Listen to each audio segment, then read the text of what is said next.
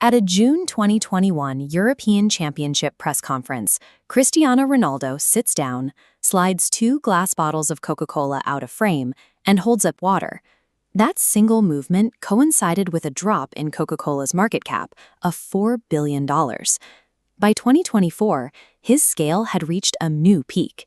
He launched a YouTube channel and reached 50 million subscribers in a single week, a milestone that took the platform's top creator, Mr. Beast, 13 years to achieve. Across all platforms, he is the first person to surpass 1 billion total followers. Most athletes rely on corporate sponsors for their primary reach, but Ronaldo has built a digital footprint that allows him to compete with the brands themselves. This 1 billion follower audience is managed through a specific content strategy. On his Instagram feed, posts focused purely on football generate a consistent 6 to 7 million likes. However, when the content shifts to his luxury lifestyle, family, or fitness routines, the engagement doubles, reaching 15 to 16 million likes. The data shows that his brand isn't limited to sport. It generates its highest engagement when it moves away from the pitch and into his personal life. His social media functions as a broadcast network, designed to capture the widest possible audience by blending professional highlights with personal luxury.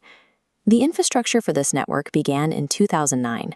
When he joined Real Madrid, Ronaldo negotiated a deal to retain 60% of his image rights. These rights give him legal control over the commercial use of his name, face, and signature, meaning he, not just his club, profits when his likeness is used on a billboard or in a video game.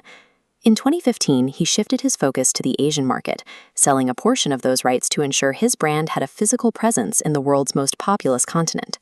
He partnered with Singaporean billionaire Peter Lim. This collaboration gave Ronaldo the localized business foundation he needed to expand his digital footprint across China, South Korea, and India. Owning his intellectual property in these regions turned followers into an owned asset, allowing him to charge $3.2 million for a single Instagram post. Ronaldo converts that attention into two distinct business verticals. First is premium fitness. He has launched over 300 fitness clinics globally, alongside ventures in hydration and recovery technology. Second is his lifestyle brand, which includes the Pastana hotel chain, hair transplant clinics, and branded apparel.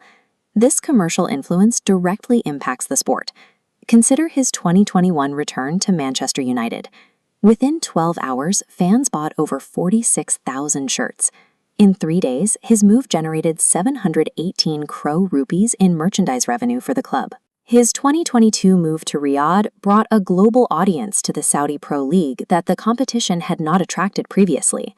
His presence forced international broadcasters to buy the rights to the league, demonstrating that his individual reach can dictate the value of an entire national organization.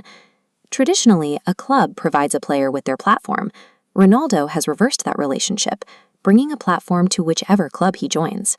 He has transitioned from a player on the pitch into a standalone media conglomerate. While future players may break his scoring records, his method of owning and monetizing a global audience has created a new standard for the industry.